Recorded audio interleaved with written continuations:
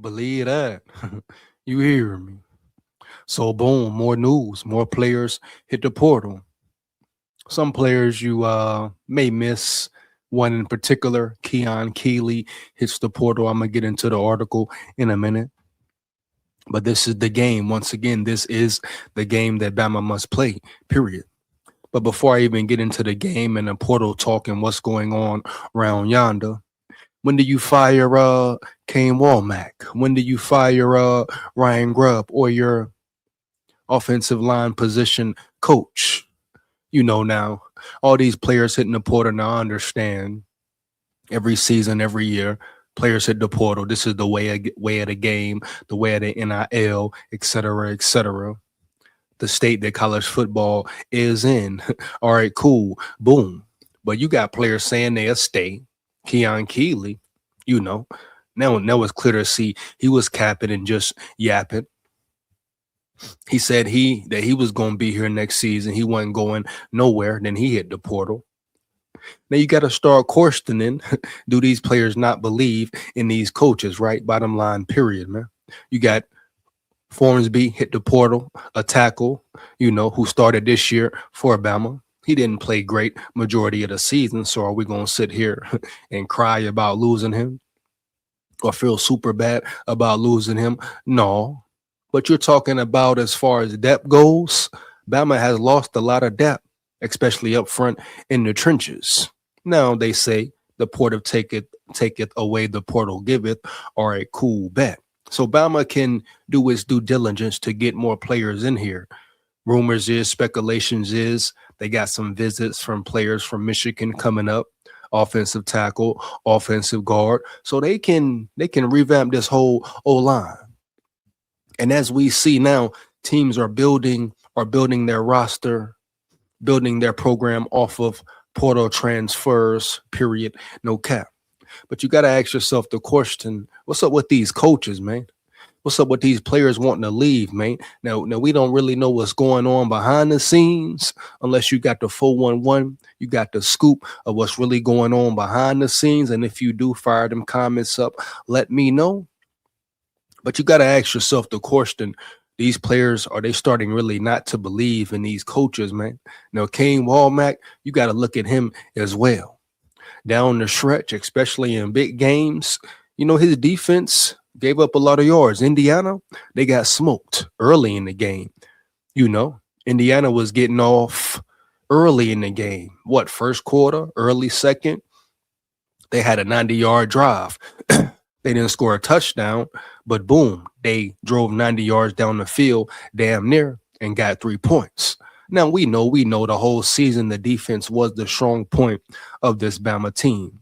We know the offense was piss poor, couldn't run the ball, etc. But you got to ask yourself, why do certain players want to leave? Why are certain players saying they're going to stay? Then they say, hey, no, I'm going to leave abruptly, right? Quickly and swiftly up out of there round yonder. Now, Kane Walmack, I've said it all season, all season. Okay, this is your scheme you're going to run. This is what you want to do, but your players are undersized for the scheme you are running, period. Now, he made it work. They made it work for a little bit, but when it was bad, it was very bad. And his defense got exposed. And his defense did not look ready to play ball that game versus Indiana. Lackluster performance out of it, lackadaisical, soft, etc., especially in the trenches. And then Kane Walmack switches up the whole scheme for one game, goes to this heavy man for one game, right? Moves away from the zone for one game and looks piss poor. You ask yourself, what is Kane Walmack doing? You get away from what has been working, what had been working all season, the scheme you've been trying to perfect all season, then you go to something totally new. So you got to ask the question, when do these coaches get held accountable? Now, this ain't just players leaving, hitting the portal just because they want to leave Bama, or they don't believe in Bama, or they don't want to stay or play. Now, some schools offer that guapino, that federati, that linguine, machismo, etc., etc., etc. But I think a lot of this comes down to some players just not believing in the system or their coaches. And it's time for Kalen DeBoer to take a strong look at Walmack and Ryan Grubb and his O-line position coach. Early, man, heavy. That's just what it is. But you lose a player like Keon Keely, a 5-star, a player who was starting to show promise late in the season when he was starting to get his opportunity, his chance. So let's not sit here and act like it's not something to be mad about. You know, Keon Keely was going to have a promising career. You hear me? Definitely a dynamic player on this team. And next year, probably when he was going to break out and get his real opportunity. You could see him starting definitely for the Tide next year. So you got to start revamping certain things, man. And Corsten and Kane Walmack and his abilities to coach and be the defensive coordinator of this team. You got to start Corsten and Ryan Grubb and his ability to be the offensive coordinator of this team. You know, it was too much inconsistency to not Corsten them point blank, period. And with all these players hitting the portal, all these offensive linemen, young linemen at that, right? Right. So what is it they see or what is it they don't believe in their coaches? Now, I know some of it could be that they feel they won't ever get a chance to really get on the field. Some of them don't want to compete. Some of them may think it's the grass is greener on the other side. I get all that. But at the end of the day, you put that to the side, portal to the side. When will these coaches be held accountable? You know, especially Ryan Grubb. And we're talking about losing depth in the trenches. That's always a conundrum, baby. Always a conundrum, right? Right. You want as much depth, as much talent as you can get in them trenches, point blank, period. We see Ryan Grubb be inconsistent all season. We've seen the lack of run game all season. Now you look at your position coach, you look at the lack of player development. You got to look at it full spectrum for real, especially at this point in the off season, bro. But players are leaving. Players are definitely leaving. But it's time for BAMA to play the game. Now we got visits on the way, running backs coming in, receivers coming in. All right, cool. Boom. But Bama has to really play this transfer portal game to benefit themselves. It's a couple Michigan offensive linemen that are hitting the portal. They need to attack there because all the games are won in the trenches, baby. You hear me? Hands down, man down, heavy. No way around it. The games are won in the trenches, especially playoff time. And we saw that, i.e., when Bama played Indiana and got smoked. Yeah, man, got smoked for real. And I don't want to hear about if the guy's a 5-star, 3-star, 4-star, 2-star, whatever. When it comes down to it, it's about developing your players, man, and putting your players in the best position to win. And coaching is the most important part of a team. I repeat, coaching is the most important part of a team. Heavy, you know? It's about discipline, toughness, dogs. We need dogs up front for real on both sides of the ball. Even though the defense was the strong point of the team, the defense can improve and can get better, definitely. You hear me? Bottom line, man, no way around it. So it's a lot of questions to be asked, a lot of problems to be solved at Bama. But DeBoer is going to have to take a long look at his coaching staff, his coaching personnel. Let's get into this article, man, right quick. Give me 1 second. You hear me? But Keon Keely, oh, man. He will be missed. Now, at the end of the day, you can't do nothing about it. You got to let him go. But dude will be a player. Dude is a dog, in my opinion. Alabama loses number 2 overall recruit to transfer portal. Alabama defensive lineman Keon Keely is entering the transfer portal. He told ESPN on Sunday. Keely told AL.com ahead of the Rose Bowl. Yeah, of course, when asked if he plans to stick around for 2026, yeah, I'm excited for next season. So isn't that weird? Isn't that kind of odd? Now that could just be him, a disloyal guy, you know. just talking. He could have been just talking, and maybe he got enticed by the money, or someone came along with more money and a better deal. And if that's the case, and he went with that instead of following his heart, going with his spirit, and his intuition, he will see quickly and swiftly that the grass isn't always greener, on the other side. Period. But this right here makes you a little suspicious. What made him have a change of heart? What made him decide to really hit that portal?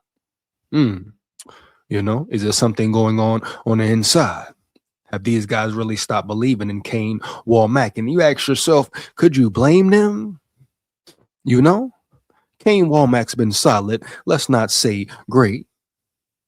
Let's not get carried away, man, and say Kane Walmack has been great. Yeah, bitch, yeah. Let's be real here. No cap. Come on, man. Keely was the number 2 recruit and number 1 edge defender in 2023 recruiting class per the 247 Sports Composite. He tallied 3 sacks this season. Also, his total for his 3 seasons with the Crimson Tide. The transfer portal opened Friday and will remain open until January 16th. What is the loan portal window ahead of the 2026 season? Keely switched from edge rusher in his freshman season to what Alabama calls the bandit defensive lineman in Kane Walmack's scheme. The bandit spot will look a good bit different next season with Keely portaling and LT Overton heading to the NFL draft. Jordan Renard is set to return. Shout out Jordan Renard. He will be a key player, a key factor. He made some splash plays, definitely some big plays, and he will continue to grow and develop. Period, homie. Heavy. Keely is the latest player to decide to depart. He joins Wilcom Formby, Cole Adams, Jalen Hale, Micah DeBose, Rico Scott, Noah Carter, Joseph Lanata, Elias Alinen, Richard Young, Jalen Mbakwe, Rock Montgomery, Cameron Howard, and Bubba Hampton. And like I say, Wilkin Formby, he wasn't a great tackle or guard, but he was a starter, He was a starter. You have to give him that. He didn't play bad at all times. He didn't play good at all times. At times, he may have been a liability. But anytime you lose depth on the O-line and lose players who have experience, who would be bringing that experience back to the team, it's not a good thing, in my opinion, bro. No, they can be replaced. Good thing for the portal now. Right. But Bama has to do its due diligence and bring guys who are better at that position to replace them, period. Alabama is fresh off a loss to Indiana in the Rose Bowl after beating Oklahoma in the first round. This marked Kalen DeBoer's first trip to the college football playoff with the Crimson Tide. And that's pretty much it for the article, man. I'm going to get into another article with options for Alabama as far as we talking Michigan and Michigan standout players who have hit the portal as well.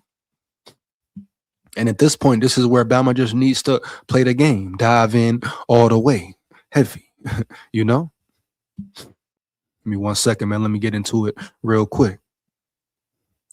Here we go. Michigan standout offensive lineman Andrew Sprague has entered the portal. Alabama needs to get after this one. Roll Tide. This is from Alabama football, fans of Alabama Crimson Tide. So these are fans, people who are locked in with Bama, insiders who may have the inside scoop.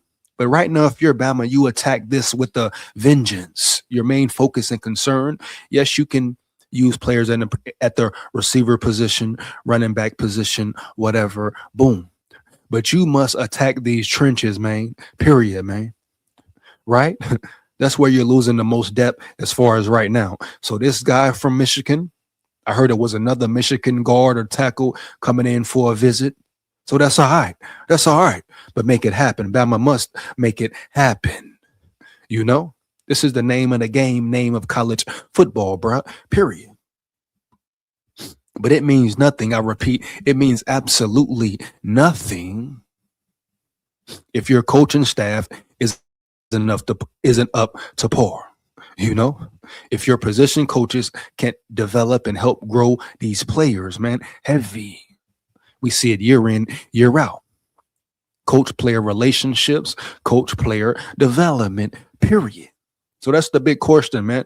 We seeing all these players leave. When do we see certain coaches leave? You ask me, Ryan Grubb is not it. He was too inconsistent for me.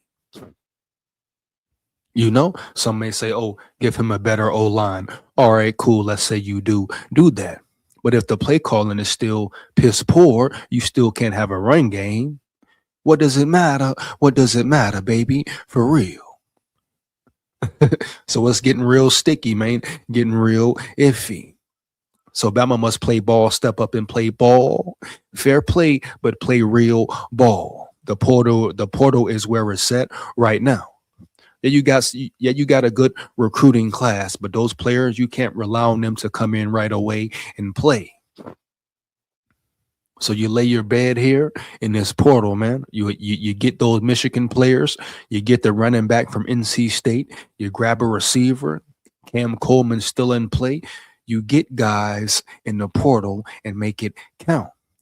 Side note, Cam Calhoun, number 9, hit the portal. Now he didn't get much PT, but what I saw in him was energy, was confidence, and physicality at the cornerback position. Now, I know it's not a major loss, but I always have to revert back to depth, your depth chart. What does your depth chart look like? Point blank, period, dog. No cap. But here it is. Here we go. The games have begun. They fire them comments up. Let me know how you feel about it, man. Keon Keely in the portal. What is next for Bama, dog? Big skull here. Roll Tide full of pride. Win, lose, or draw. Heavy. Yeah. Here we come. Roll Tide.